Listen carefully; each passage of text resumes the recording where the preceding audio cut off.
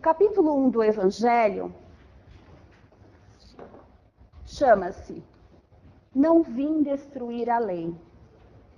São palavras de nosso Mestre Jesus, que nos diz que ele não veio para destruir a lei. Quando ele diz essas palavras, ele se refere à lei presente na época em que ele encarnou na Terra como missão. Qual era a lei da época? Certamente não era a lei do amor.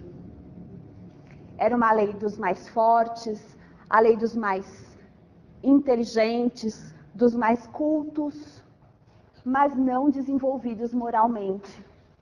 Havia competição, deixava-se de lado aqueles que eram mais simples, que eram menos prevalecidos. Então, quando Jesus veio, ele pronunciou essas palavras: não vim destruir a lei, mas vim mostrar que há um outro modo de se viver, que é o modo de respeitar ao próximo, o modo de amar ao próximo. Nós temos os seguintes tópicos do Evangelho, nesse capítulo. As 3 revelações, Moisés, Cristo e o Espiritismo. Aliança da ciência com a religião, instruções dos Espíritos, a nova era. Quando nós falamos ali das 3 revelações, revelação no sentido de mostrar, revelar, tirar o véu. Em 3 momentos diferentes da humanidade, Deus mandou para nós pessoas ou espíritos jamais evoluídos do que os homens encarnados naquela época, que pudessem mostrar os seus ensinamentos. O primeiro deles foi Moisés, que veio falar algo lá para 1400 anos antes de Cristo. Muitos de nós estávamos lá. Depois veio Jesus. Sobre Jesus nós sabemos mais, estudamos mais, sabemos de suas histórias, de suas parábolas. Ele vinha nos mostrar algo através de alegorias. Ele não falava o sentido puro, ele falava através de sentido figurado. Porque nós mesmos, espíritos encarnados naquela época, digo nós porque nós sabemos do princípio da reencarnação, muitos de nós estávamos lá também, e não saberíamos compreendê-lo se ele falasse de uma forma tão clara e tão aberta. Assim como uma criança que está nos primeiros passos, estudando matemática, aprendendo 1 mais 1, se nós colocarmos diante dela para resolver fração, uma expressão algébrica, uma expressão com letras, ela não saberá. Assim como nós não estávamos preparados para receber o sentido aberto. Então Jesus falava por alegorias. E depois, a terceira revelação, o Espiritismo. Quando nós falamos do Espiritismo, nos toca profundamente. Porque foi a única revelação dessas 3 que não foi de um homem só. Não foi um homem que nos trouxe.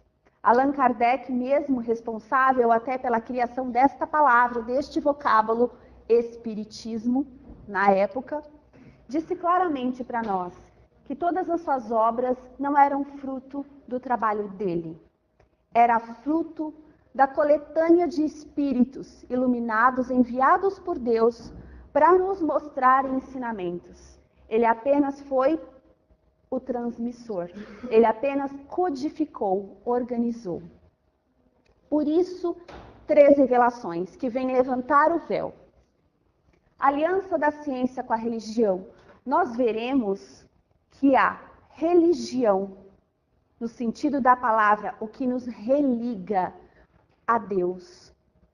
Por que nos religa? Já estivemos ligados em algum momento? Sim, desde a nossa criação. Mas por um intervalo de tempo, enquanto aqui estamos encarnados, às vezes nos desligamos. E é através da religião que alguns de nós conseguem esse contato de volta com Deus. E porque a religião precisa andar de mãos dadas com a ciência.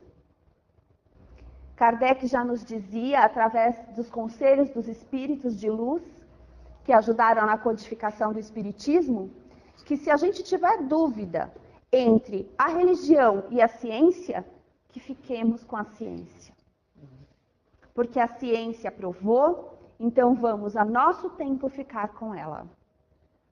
Hoje nós somos adeptos, nós temos no coração uma doutrina que liga a religião à ciência. Tudo que nós aprendermos aqui, tudo que os nossos filhos aprenderem na evangelização através da doutrina espírita, poderá ser dito abertamente na escola. Nada que ele aprender na escola vai contradizer o que ele aprender numa casa espírita. Desde a criação do mundo, desde as histórias de Adão e Eva, desde Jesus e seus ensinamentos, tudo está de acordo com o Espiritismo. E isso é muito bom, nos conforta. Sabemos que temos mais do que uma religião em nossos braços. Temos ela junto com a ciência. E por último, as instruções dos Espíritos. Nós vamos ver que no estudo dos 28 capítulos do Evangelho, na maioria deles, porque os 2 últimos falam sobre as preces, nós temos ao final mensagens de nossos irmãos desencarnados. São como se falassem conosco, com cada um de nós. E cada vez que lermos, nós interpretaremos de uma maneira diferente e mais abrangente, mais aconchegante, porque é isso que nós viemos buscar aqui.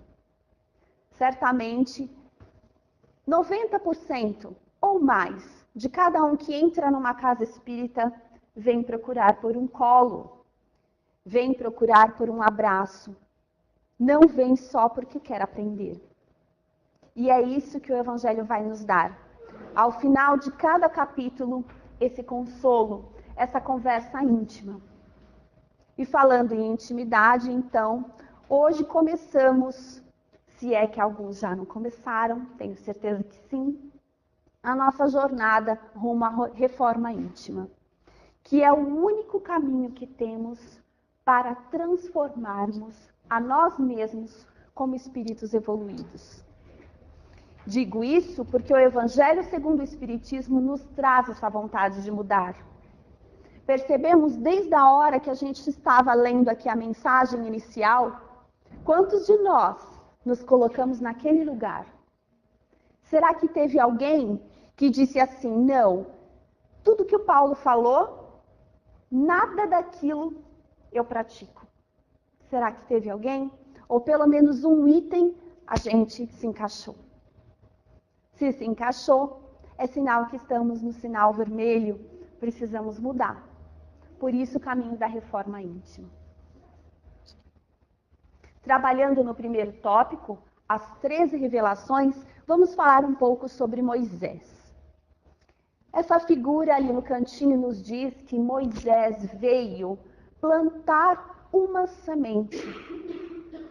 Ele veio colocar a primeira sementinha, que veio dar frutos muito depois e que ainda nos dá frutos.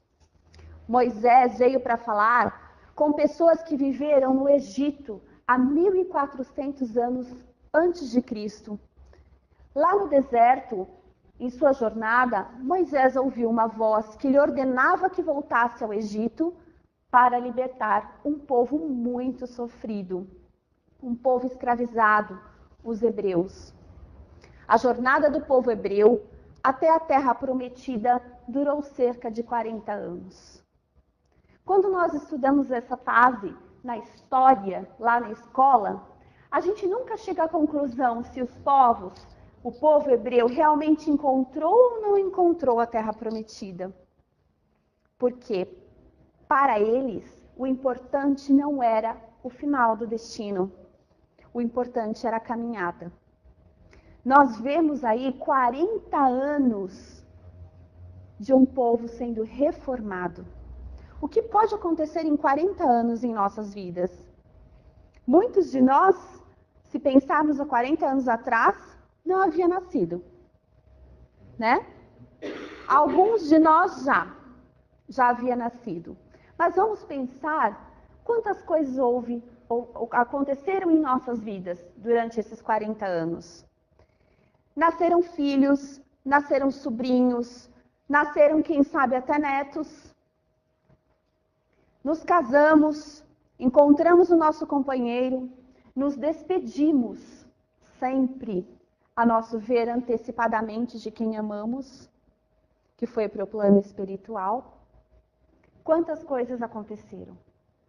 Imagine na vida de quem está vivendo junto, e quantos filhos surgiram e quantas gerações se passaram, que foram passados ensinamentos de pai para filho. Isso tudo era importante. Moisés veio para educar aquele povo, para mostrar ensinamentos morais. Porque se tratava de que pessoas? Quem eram aquelas pessoas? A lei mosaica possuía duas partes: a lei divina, imutável e justa. Quando a gente fala sobre a lei divina, passa batido, a gente não presta atenção no significado. Divina, criado por Deus. Tudo que é divino é criado por Deus. A lei divina que Moisés ensinou, essa parte da lei que ele ensinou, era aquela lei que ensinava o valor do trabalho. Era aquela lei que mostrava que nós precisamos sempre progredir. Era aquela lei que mostrava que precisamos ser justos, porque um dia precisaremos dela, a justiça. Era aquela lei que ensinava a respeitar e amar o próximo como a si mesmo. Era a lei que fazia viver em sociedade, exercitando esse respeito. Todas essas leis, até hoje válidas, nunca mudarão, porque foram criadas por Deus, e Deus é sabedor de tudo, sabe da perfeição das coisas. Na vida atual, nós estamos em 2017. Quanto mais nós praticarmos essas leis divinas, mais estaremos nos sentindo felizes e realizados, próximos da felicidade, para nos evoluirmos. Mas havia uma parte da lei de Moisés que era civil.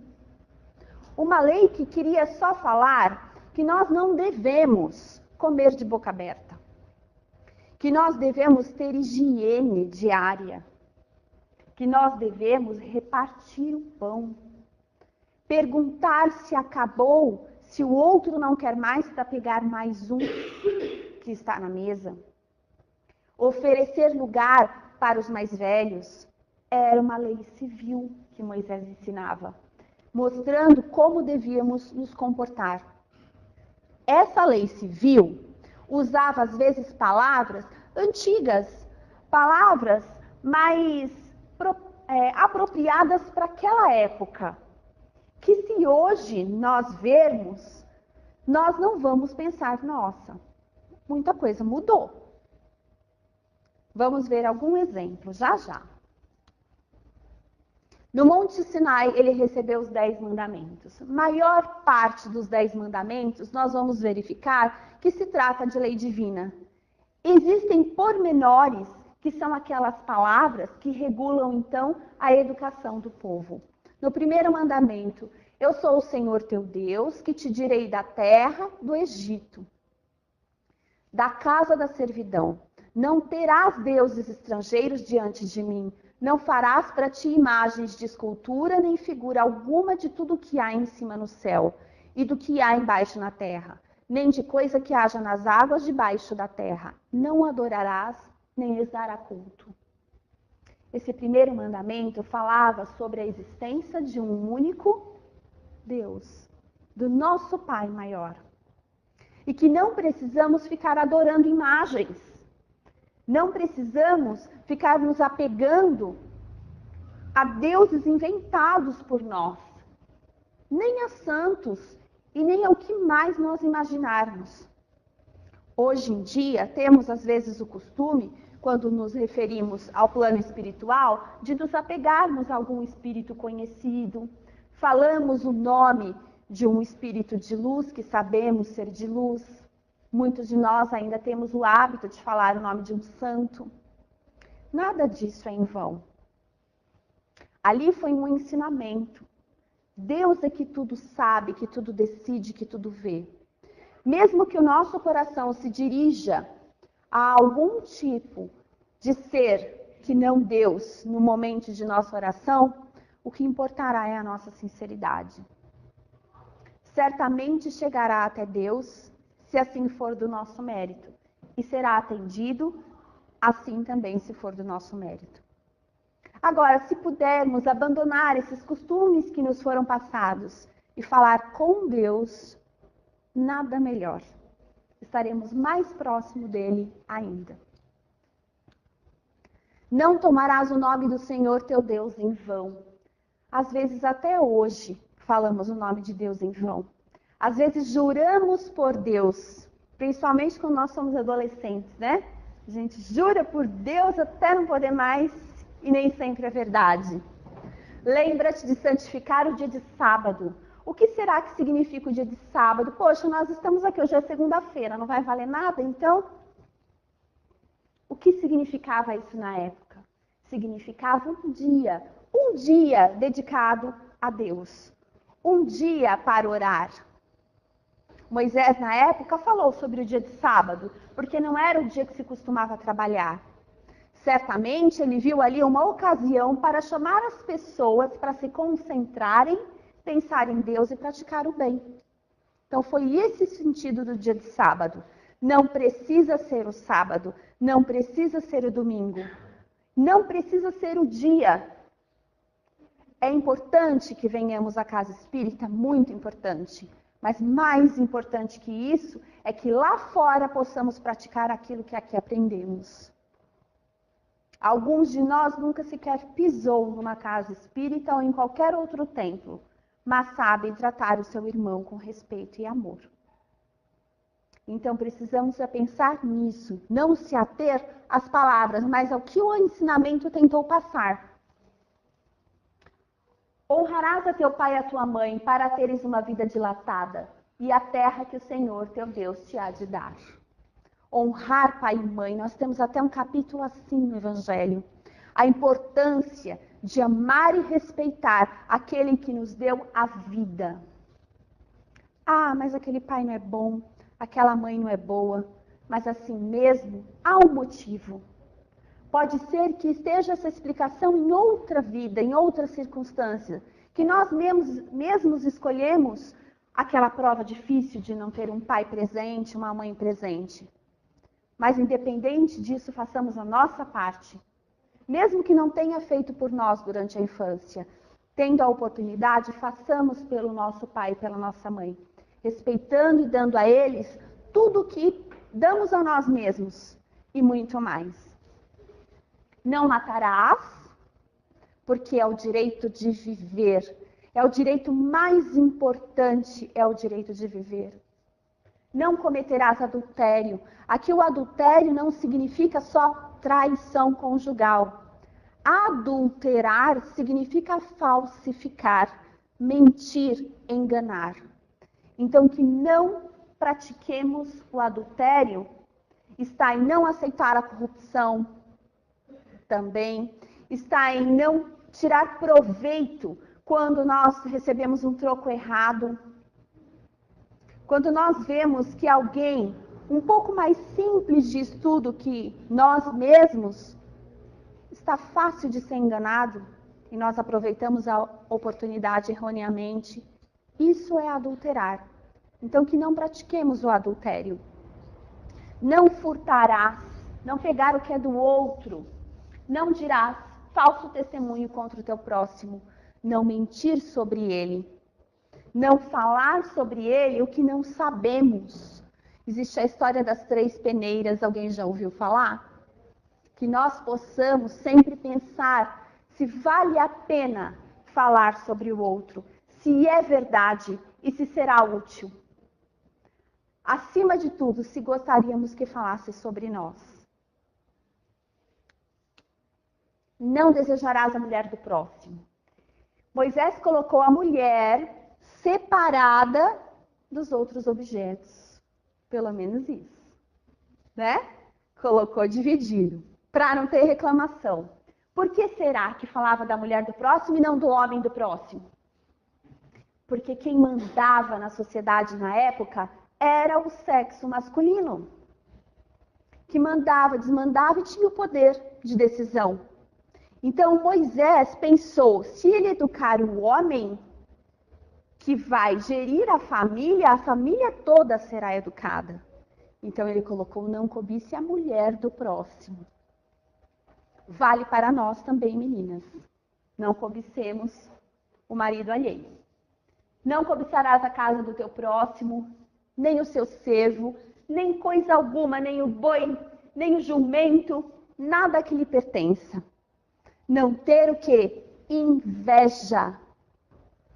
Não desejar o que é do outro, porque a inveja é um tiro no próprio pé.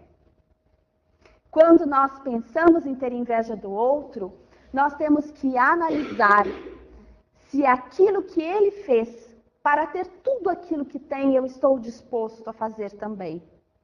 A percorrer o mesmo caminho, árduo, difícil, de estudo e de dedicação de trabalho. Ah, Simone, mas tem algumas vezes que certos governantes conquistam um padrão material e que não foi fruto do esforço. Por isso a minha inveja. Mas vamos pensar, será que ele realmente é feliz? A gente pode ter agora uma cama quentinha nos esperando, porque esfriou, né? Um teto onde não chove, uma comidinha gostosa daqui a pouco, um lanchinho. Mas está pago. E veio do fruto do nosso trabalho. A hora que cada um de nós, e se Deus quiser, todos aqui presentes, deitar a cabeça no travesseiro, a gente não vai ter medo de a qualquer momento a Polícia Federal bater na nossa porta. Vai? Como estão agora esses que às vezes a gente pensa, olha, vale a pena roubar no Brasil. Será mesmo que vale? Daqui para frente, quanta evolução e mudança haverá em todas as áreas, na área do direito, na área da política, na área de eleger um governante, de saber o que é que realmente vale de caráter para estar ali como governante. Tudo isso mudará. Então não cobicemos o outro, não sabemos o que ele fez para conseguir. Às vezes não estamos dispostos a percorrer o mesmo caminho. Cristo.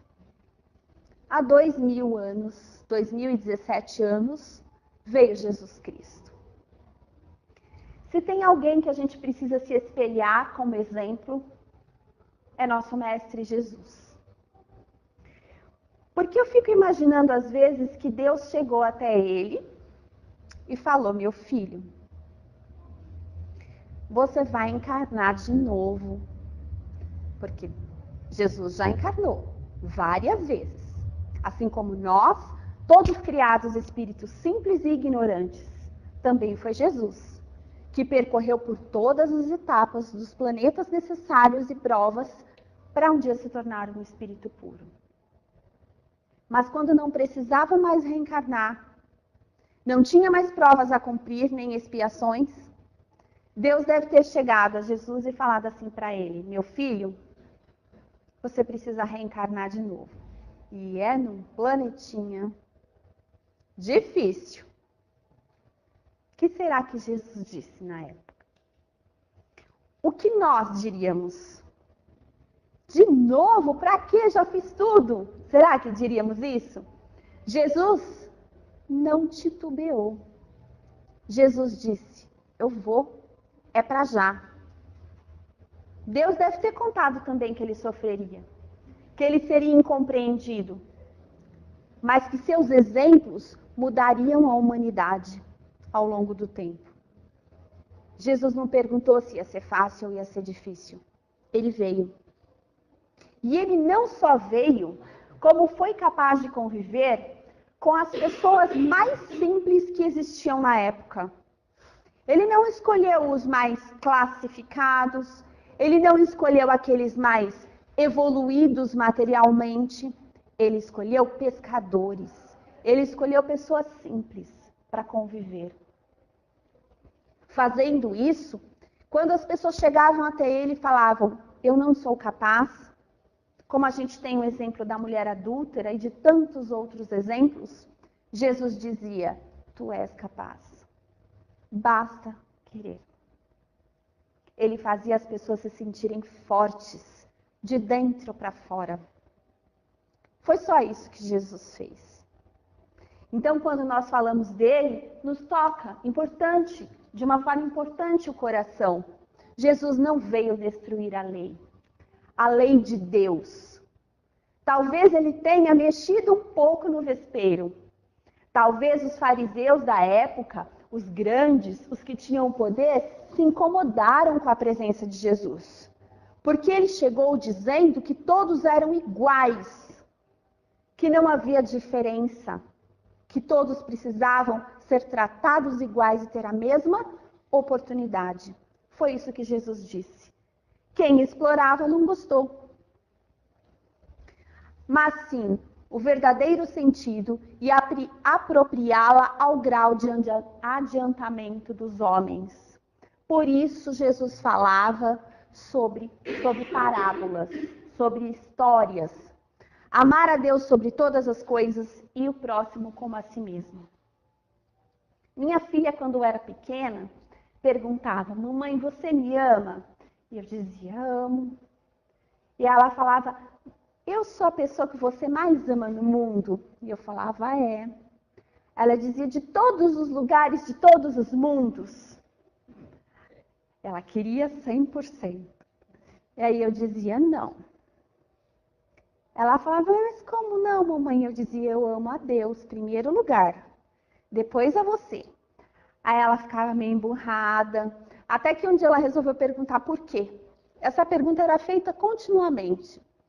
Até que, quando ela se interessou pela resposta, eu expliquei. Porque Deus tinha me dado ela. Porque Deus tinha criado ela. Por isso que eu amava a Deus. Acima dela ainda. Não é só por isso, mas é porque Deus nos deu a oportunidade de estarmos aqui, com quem precisamos estar. Cada um de nós no lugarzinho que deveria estar. Com a sogra que tinha que estar. Com a cunhada que tinha que estar. Com a esposa chata, com o marido reclamão que tinha que estar. A gente escolheu e fez esse contrato antes do sim e da aliança no dedo. A gente fez lá no plano espiritual. A gente preparou para vir com aquele companheiro ou companheira. Não foi por acaso. E tem mais. Se a gente não aprender a amar nessa encarnação, vamos ter que vir de novo com o mesmo cidadão. Diz que Chico um dia respondeu assim a uma mulher. A mulher chegou para ele e falou, Chico, graças a Deus, meu marido morreu. Ele me deu muito trabalho. Muito trabalho. Nossa, mas olha, eu vou falar. Aprendi a aturá-lo. Foram 90 anos. Aturei até o último dia, não me separei. Chico falou muito bem, minha irmã. Na próxima vida, você vai ter que aprender a amá-lo. Então não adianta só aturar. Tem que amar, né? Tem que exercitar a paciência. Ai, que nome difícil, paciência. Falar baixinho. Falar, tá bom, meu amor, você tem razão. A gente conversa depois. Tem que ter essa calma. Não é todo dia, né? Que a gente consegue. Mas a gente está aqui para quê? Para treinar, para aprender. Aos pouquinhos a gente vai melhorando. Foi para isso que Jesus veio, para ensinar o amor. A autoridade de Jesus decorre da natureza excepcional de seu espírito e da natureza divina de sua missão. Jesus chegava, todos paravam. Vocês já experimentaram isso em escala menor, quando às vezes chega uma pessoa no ambiente, senta do seu lado E eu não estou falando nada sobre aparência física, sobre perfume, sobre posição social, não. Eu estou falando que às vezes a gente sente uma coisa positiva do lado daquela pessoa. É gostoso estar ali. Às vezes você fala assim, nossa, tal dia eu vou visitar fulano, ou fulano vem me visitar. Você fica feliz, alegre com aquele encontro que vai ter?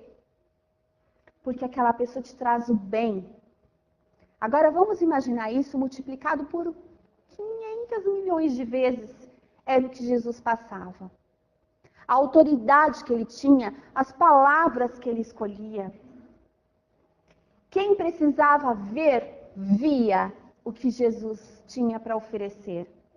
Sentia de coração. Passado por ele, nunca mais era o mesmo. Existiram aqueles que o perseguiram, aqueles que o condenaram, aqueles que o crucificaram. Mas até esses, no dia de hoje, 2017 anos passados, será que não se arrependeram e mudaram? Quantos inimigos da época de Jesus hoje já são espíritos evoluídos? Chega naquela época de malhar o Judas, eu fico com um dó, desculpe, do Judas. Gente, o Judas já deve ter passado por tantas coisas, tantas encarnações, que ele não merece mais ser malhado, né? De dar dinheiro para a criançada ficar chutando o Judas. Pensemos nisso, porque de alguma maneira acho que ele sente ainda. Mesmo que ele tenha mudado, ele sente. Nós somos bons de condenar.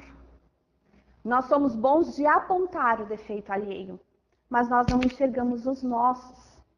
Vamos treinar mais olhar para si mesmo. Ensinou que a verdadeira vida está no reino dos céus, e o caminho que conduz os homens até lá, ele também ensinou. Como caminhar até o reino dos céus? Sendo justo, propagando o amor, tendo a paciência, desejando o bem para o próximo. E que o que vivemos aqui é apenas uma fase necessária. E não vamos dizer assim, então Jesus ensinou que o verdadeiro reino é dos céus, então amanhã sento no sofá, não levanto mais dali, vou esperar chegar a minha hora. Não trabalho mais, peço demissão, não lavo louça, não ponho lixo para fora, não cuido do cachorro. Será que é assim? Enquanto estamos aqui, ganhamos a oportunidade de estarmos, precisamos aqui aprender. Aqui é a escola. E outra, não há mal nenhum em, através de um trabalho árduo e dedicado, conquistarmos bens materiais. Desde que seja com equilíbrio. Para o conforto da nossa família, sim, mas também pensando no outro que nada tem. Dando um pouquinho, repartindo, reservando o tempo que nós temos para tentar fazer um trabalho voluntário. Isso é aprender nessa escola da vida. Jesus também lançou o germe de verdades, embora tenha declarado não poderem ser então compreendidas, aguardando o amadurecimento do espírito humano. Há 2017 anos atrás, se Jesus falava que havia outros planetas habitados, se Jesus falava claramente que existiam outras vidas, que você já foi meu pai, que eu já fui sua filha, não compreenderíamos desta maneira. Não saberíamos aceitar. A revolta seria maior. E naquele momento a mensagem principal era o amor. Por isso ele não falou abertamente. Tudo tinha um motivo. Hoje ainda, quando conversamos com os nossos companheiros que não estão na casa espírita, que não estão na doutrina espírita, muitos companheiros de jornada nos intitulam como loucos. Acham que estamos em devaneio quando falamos sobre assuntos como esses. E acreditam que quando a gente já entra aqui, a gente já entra falando com o espírito. Pode ser que a gente não ouça, mas eles estão presentes. Que cada um desses assentos não está vazio. Que existe todo um plano espiritual para proteger e outro grupo de espíritos que vieram aqui ouvir hoje nossas palavras. Estar junto com a gente. Desde o nosso espírito protetor até aqueles que nós não conhecemos nessa vida. Estão aqui presentes. E aí, quando aquele nosso amigo lá fora, nosso companheiro de jornada, que não é espírita, diz pra gente que nós estamos em devaneio, o que fazer? Como falar? Se cada um enxerga aquilo que quer ver. Então, não podemos obrigar ninguém a ter a nossa fé, a ter a nossa compreensão. Tenhamos paciência. Um dia todos acordarão, porque a verdade é uma só, né? O Espiritismo.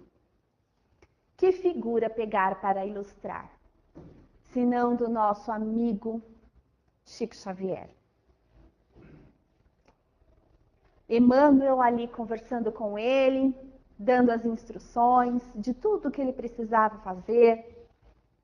Aí a gente fala, nossa, que privilégio, né? Tá bom. Ninguém tá sozinho hoje aqui. O nosso espírito protetor tá junto, com certeza, absoluta. E se em vez de ouvir a minha voz só, você estivesse ouvindo a dele agora? A minha no ouvido, a dele na outra. Ia ter hora que você ia falar, aham, tá bom, né? Todo mundo ia olhar para você, achar estranho. Se você tivesse agora, vendo todas as cadeiras completas, que difícil é esse grau de mediunidade. Um médium não tem privilégios de ser médium. Ser médium é uma prova. Todos nós somos médiums, sim, porque temos a capacidade de influenciar o mundo espiritual e de nos sentir influenciados, nem que seja por um pensamento. Alguns de nós, não porque somos melhores, mas porque assumimos esse compromisso diante do Pai, conversamos, escrevemos, vemos, e não é fácil. Quem pode, quem já passou por isso, sabe que não é fácil. Como é difícil regular o plano espiritual presente ao mesmo tempo que o plano material.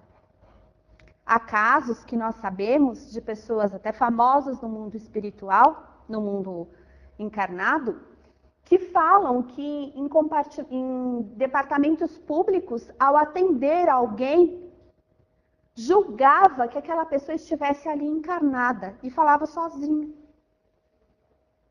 Porque não conseguia diferenciar o encarnado do desencarnado. Então, quando nós falamos sobre o Espiritismo, nós não falamos assim só, nossa, como é bom se eu pudesse falar com os espíritos. Se precisamos falar, se temos essa habilidade de falar, que procuremos então apoio para que isso seja desenvolvido da maneira correta, dentro de um lar espírita, de uma casa espírita, não em nossos lares próprios. Porque aqui existe toda uma proteção, todo o amparo que um espírito precisa para se manifestar. Que possamos procurar por este apoio, por essa ajuda. E o Espiritismo é a nova ciência que vem revelar a existência e natureza do mundo espiritual e suas constantes relações com o mundo material. Todas as nossas ações são influenciadas pelos espíritos. O que vocês acham? Decidimos atravessar a rua, foi um espírito que nos influenciou? Decidimos ficar, foi um espírito que decidiu que nós ficássemos? Influências existem sim, a todo momento, até para falar alguma palavra. Mas quem decide seguir ou não somos nós mesmos. Porque Deus deu a cada um de nós o livre-arbítrio, a capacidade de escolher, de decidir. Porque lá na frente, quem terá o mérito de nossas realizações será nós mesmos. Seremos nós mesmos, não o Espírito que nos influenciou. Se tivermos caído, a responsabilidade e as consequências a serem colhidas será nossa. Então não podemos jogar nas costas de espírito nenhum, coitado. Ele não tem culpa se a gente aceita a opinião dele.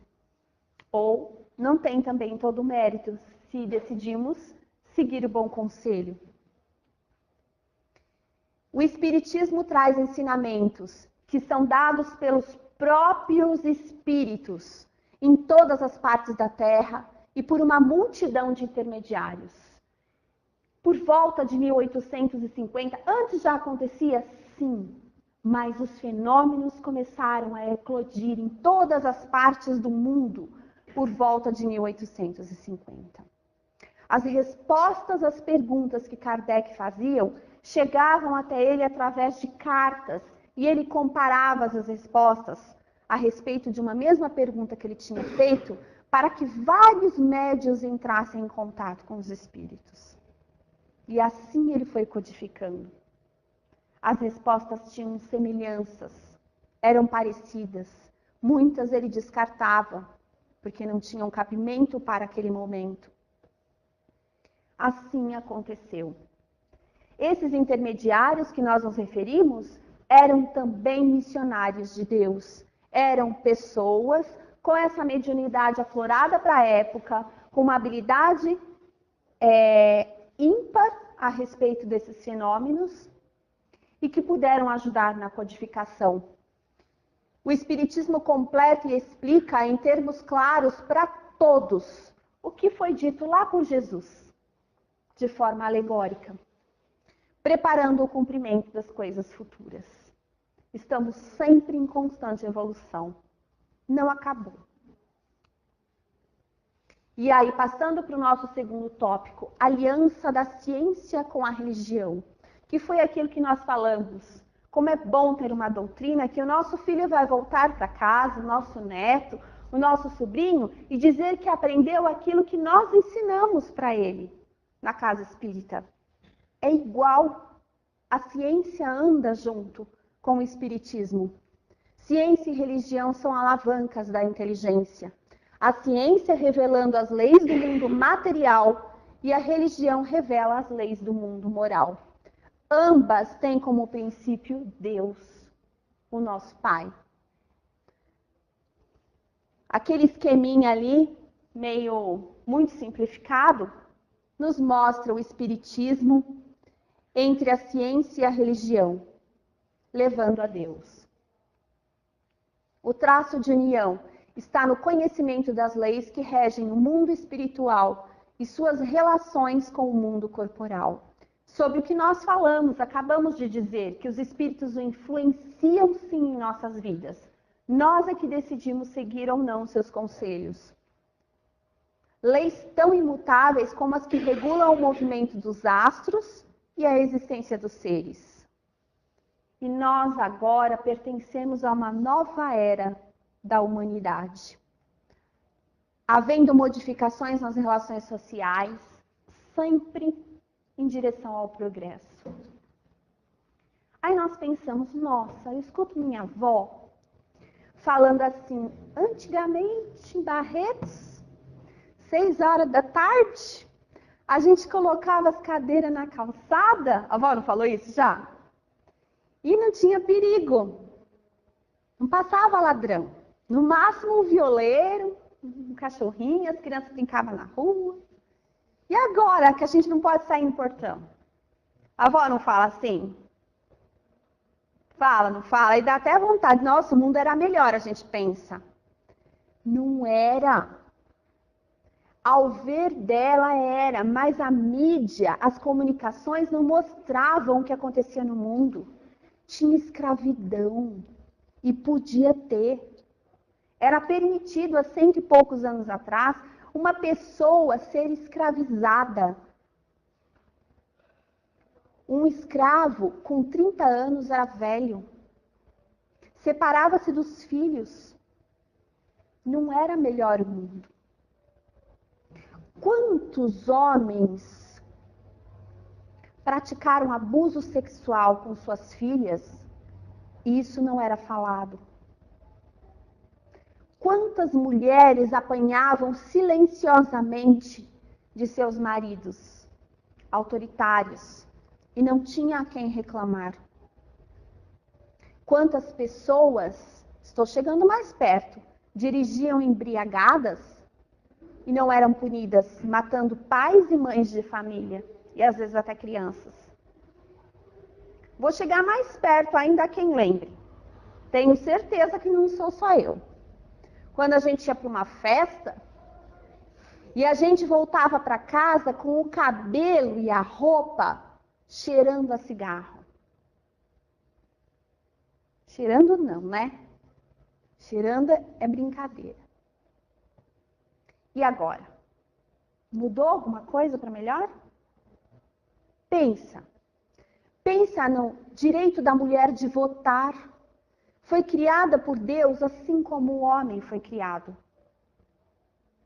Pense em quantas coisas agora nós olhamos para o nosso companheiro, nosso marido, estou falando agora em nome das mulheres, e podemos dizer que somos iguais. Não ainda 100%, mas quanto caminhamos. Meninas, nós podemos escolher os nossos companheiros. Será que nossas avós puderam? Vamos pensar em tudo isso que mudou para melhor. Mas Simone, a televisão só fala de desgraça. O homem lá subiu no hotel, no prédio lá e matou não sei quantas pessoas. O maior atentado com arma que se teve notícia no mundo até hoje. Isso é bom? Não, não é bom. Mas quantos de nós sentiu no coração? Há algum tempo atrás, e eu estou dizendo há muitos anos atrás, talvez nem ligássemos se soubéssemos. Não íamos nos compadecer. Hoje pensamos, podia ser meu filho naquele show, podia ser minha nora, podia ser um vizinho meu, podia ser eu mesmo. Nós nos importamos. Se sairmos daqui agora, indo para os nossos carros, e tiver alguém ali na esquina chutando uma cachorrinha com seus filhotes, não é um ser humano, mas é um serzinho criado por Deus. Ficaremos calados? Que não percamos a razão, né? Ele está agredindo o cachorro, vou agredir a pessoa. Mas que possamos salvar aquele bichinho criado por Deus. Quantos de nós se importa? O mundo mudou para melhor. Porque eu falei tudo isso para confirmar que as relações sociais mudaram, que a lei do progresso está vigente em nossa vida. Que se ontem, se há 5 anos atrás cometíamos erros enormes, hoje pensamos 2 vezes em não cometer o mesmo erro, em não julgar, nem pré-julgar, em não tratar mal uma pessoa só porque momentaneamente está numa situação mais difícil que a gente. Então hoje pensamos melhor. Foi para o nosso bem. Quando a avó contar, então, sabe o que a gente faz? A gente exercita aquilo que Jesus também veio ensinar. Aquilo que Moisés disse, honrai aos mais velhos. Escuta a história pela 10ª vez. E fala, é mesmo?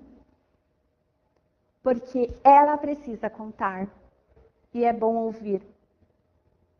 Sorte teremos nós se quando chegarmos na mesma idade pudermos também falar coisas boas, contar sobre saudades da infância e tiver quem nos ouvir, né? Então que pratiquemos isso para plantar lá na frente também uma companhia para nós. Instruções dos Espíritos. A nova era. O povo hebreu foi um instrumento de que Deus se serviu para fazer sua revelação.